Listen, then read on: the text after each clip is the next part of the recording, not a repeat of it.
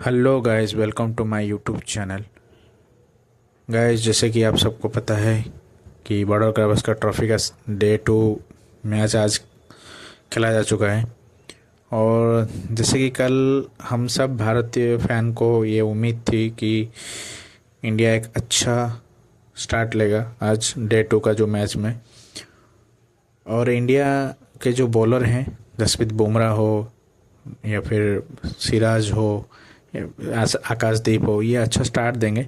लेकिन वैसा कुछ नहीं हुआ। और हमें जो डर था, भारतीय फैन को जो डर था कि कहीं ना कहीं अगर स्टीव स्मिथ अच्छा पारी खेल जाते हैं तो फिर इंडिया से ये मैच वो लेकर चले जाएंगे। और कहीं ना कहीं हमें वही चीज़ देखने के लिए मिला।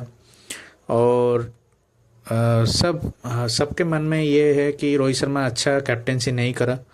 और जिस तरह के कहीं मैचेस में हम देखते आ रहे हैं कि रोहित शर्मा इतना अच्छा कैप्टेंसी नहीं कर रहे हैं, वो आज भी देखने के लिए मिला।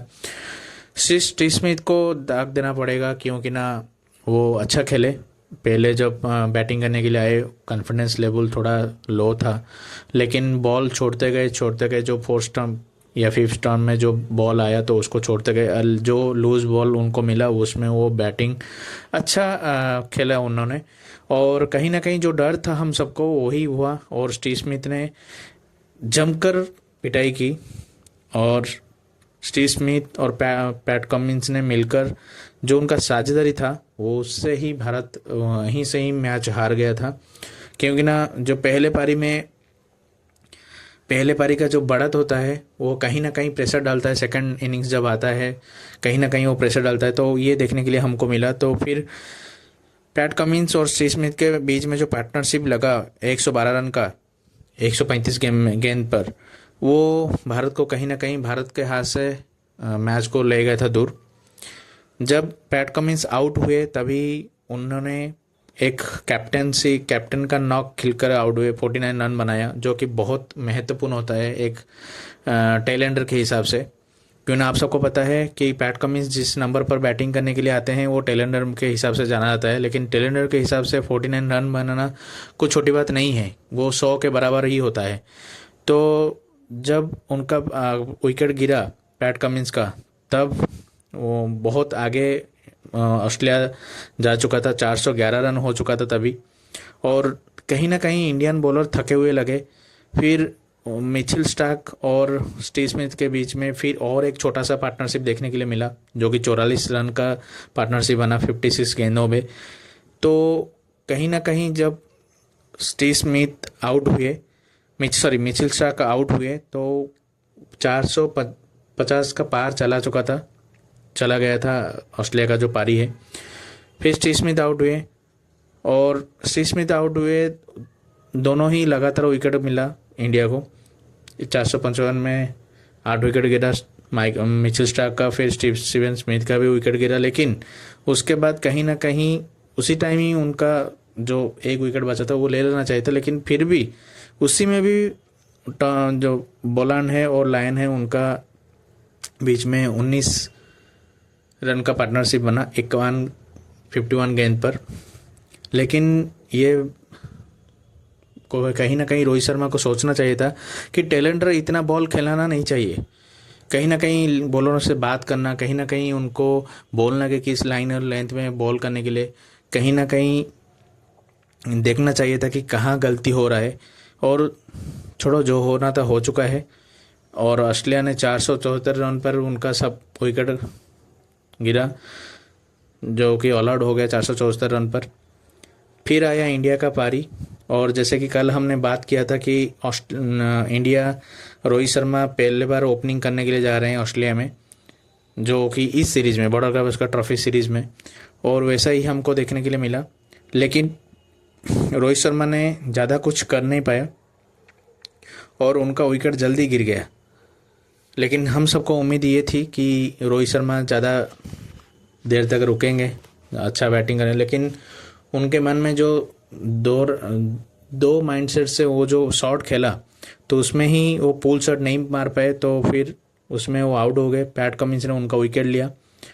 केएल राहुल आए, जो कि उनके लिए अच्छा पोजीशन था भी, क्योंकि ना वो जल्द जल्द पैड पहन कर बैठे थे तो वो जल्दी आ गए क्रीज पर और वो अच्छे ले में दिख रहे थे। लेकिन एक अच्छा गेंद पैट कमिंस का उनको बोल्ड कर दिया, जो कि के एल राहुल ने 42 गेंदों पर 24 रन बनाकर 3 चौकों के साथ वो आउट होकर गए।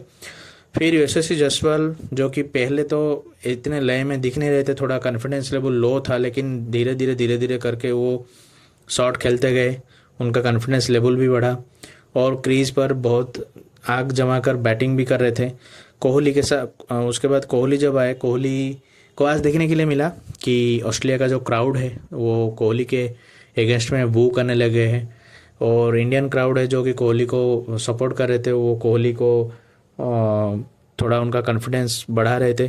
लेकिन कोहली आते ही अपना जो माइंडसेट था कि जो चौथी स्टंप में, फिफ्थ स्टंप में, सिक्स स्टंप में जो बॉल आएगा उसको छोड़ेंगे और जो लूज बॉल मिलेगा और जो बॉडी के ऊपर आएगा या फिर जो कि स्टंप में जो बॉल आएगा उसमें वो अटैक करेंगे और वही हमें देखने के लिए मिला। लेकिन अच्छा लय में दिख रहे थे, अच्छा चल रहा था, पार्टनरशिप अच्छा चल रहा था। जो कि सेकंड सेशन जब ख़त्म हुआ तो उससे पहले ही के एल राहुल आउट हो गए थे, उससे जो लास्ट वाला गेंद था उससे ही आउट हो गए थे। लेकिन कोहली और यशस्वी जायसवाल जब से थर्ड सेशन स्टार्ट हुआ तब से क्रीज पर आकर अच्छा आग जमा लिए थे। लेकिन कहीं ना कहीं में ये हम भारतीय फैन के हिसाब से कहीं ना कहीं ये बैड लक है या फिर क्या है हमको पता नहीं, लेकिन जो पिछले टूर में हुआ था अजिंक्य रहाणे और अजिंक्य रहाणे और कोहली के बीच जो रन आउट हुआ था, जिसके वजह से हम लोग एक अच्छा लीड नहीं ले पा रहे थे और 36 रन में ऑल आउट हो गए थे। कहीं ना कहीं आज वो चीज़ दोबारा हुआ, लेकिन अभी रहाणे और कोहली के बीच नहीं, कोहली और जायसवाल के बीच अच्छे लय में दिख रहे थे और हमें लग रहा था कहीं ना कहीं ये सेशन ख़त्म हो जाएगा और 20-25 मिनट बाकी था यहाँ पर सेशन ख़त्म होने के। लेकिन जायसवाल का एक गलत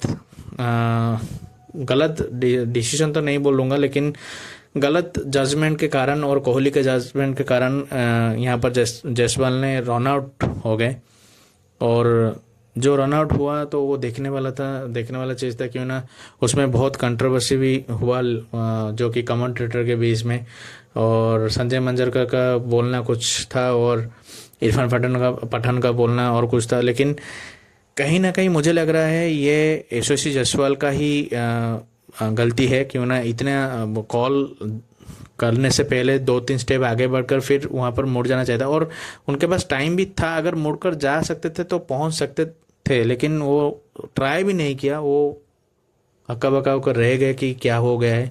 फिर कोहली बाद में हम रिएक्शन देखे कोहली का, कोहली ने बोला मुझे सुनाई नहीं दिया और मैं देख नहीं पाया, सुनाई नहीं दिया, मिस जजमेंट के कारण वो रन आउट हुआ। लेकिन उस रन आउट के वजह से इंडिया को खामियाजी भोगना पड़ा, क्योंकि ना वो रन आउट से पहले इंडिया बहुत अच्छी स्थिति में था और 153 रन में वो 2 विकेट गंवाकर 153 रन बनाया था। लेकिन कहीं ना कहीं इस विकेट के कारण इंडिया को फिर उसके बाद वाले ओवर में ही टॉम बुलांड के जो गेंद पर टॉम बुलांड बोल दिया आपको, स्कॉट बुलांड के जो गेंद पर उन्होंने आउट हो गए,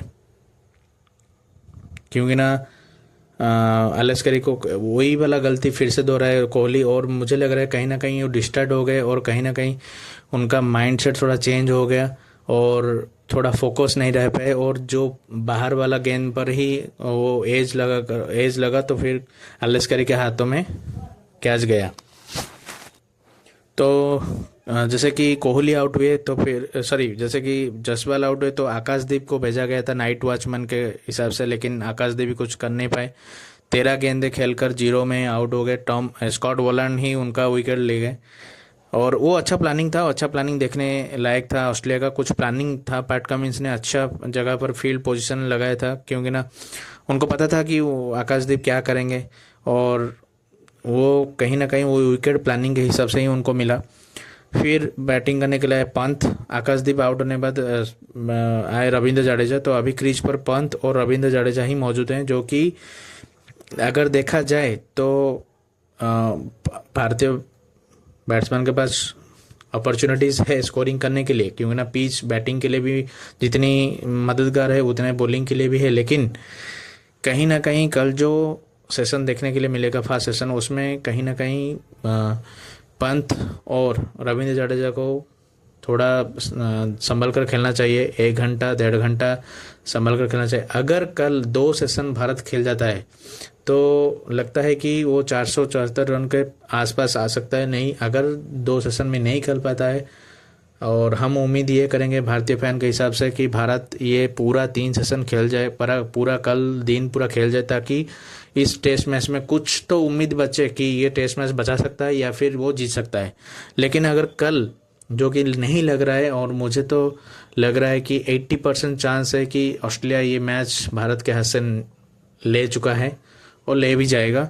लेकिन कल देखते हैं क्या होता है। गाइस, आप बने रहें मेरे चैनल पर और लाइक कीजिए, सब्सक्राइब कीजिए, बेल आइकन को हिट कीजिए। जो आने वाला अपडेट है वो आपको मिलता रहेगा। Thank you.